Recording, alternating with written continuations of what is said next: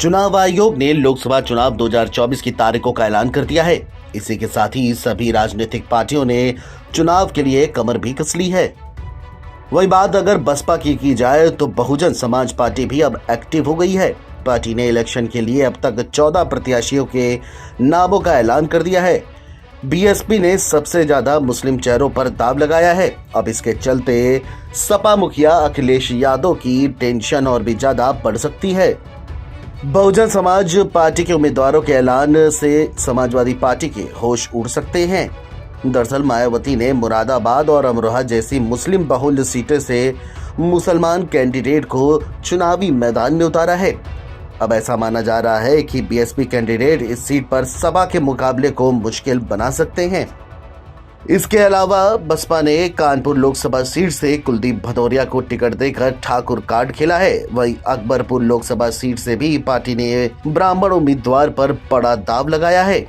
बसपा ने अकबरपुर लोकसभा सीट से राजेश त्रिवेदी को मैदान में उतारा है। इसी तरह बीएसपी ने बागपत से गुज्जर समुदाय के प्रवीण बसेला और मेरठ से देवव्रत त्यागी को मैदान में उतारा है। आपको बता दें कि बहुजन समाज पार्टी ने अब तक जिन 14 प्रत्याशियों को टिकट दिया है उनमें 5 मुस्लिम, 4 ब्राह्मण, 1 जाट, गुज्जर, ओबीसी और क्षत्रिय है। इसके साथ एक दलित उम्मीदवार को भी पार्टी ने उम्मीदवार घोषित किया है।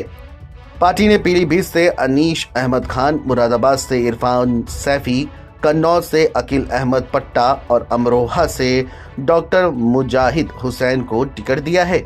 मुसलमानों के बाद मायावती ने सबसे ज्यादा ब्राह्मण उम्मीदवारों को टिकट दिया है। पार्टी ने 4 ब्राह्मण चुनावी मैदान में उतारे हैं। बीएसपी ने जोनल कोऑर्डिनेटर के जरिए इन उम्मीदवारों के नाम का ऐलान किया है।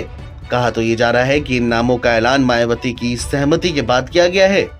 हालांकि मायावती की तरफ से प्रत्याशियों की कोई सूची जारी नहीं की गई है। पिछले चुनाव की बात कर लिया जाए तो 2019 में यूपी की 80 सीटों में से बीएसपी ने 10 सीटों पर जीत हासिल की थी। उस समय पार्टी ने सूबे में समाजवादी पार्टी के साथ गठबंधन किया था, जिसने 5 सीटों पर जीत हासिल की थी। इस बार मायावती ने चुनाव में अकेले उतरने का बड़ा फैसला लिया है। पिछले चुनाव में बीएसपी ने जिन सीटों पर जीत दर्ज की थी उनमें सहारनपुर, बिजनौर, नगीना, अमरोहा, अंबेडकर नगर, श्रावस्ती, लालगंज, घोसी और गाजीपुर का नाम शामिल है। इसमें से गाजीपुर के सांसद अफजाल अंसारी को 16 साल पुराने मामले में 4 साल की सजा सुनाई गई थी, जिसके बाद उनकी सांसदी चली गई। वहीं अंबेडकर नगर के सांसद रितेश पांडे ने अब हाथी की सवारी छोड़ हाल ही में भारतीय जनता पार्टी का दामन थाम लिया है। अब सवाल यह है कि मायावती के इस बार अकेले लोकसभा चुनाव में उतरने से क्या उनको 10 सीटों से ज्यादा का फायदा मिलेगा या उससे कम, ये तो आने वाला वक्त ही बताएगा। लेकिन मायावती ने एम फैक्टर को लेकर के समाजवादी पार्टी के होश जरूर उड़ा दिए हैं।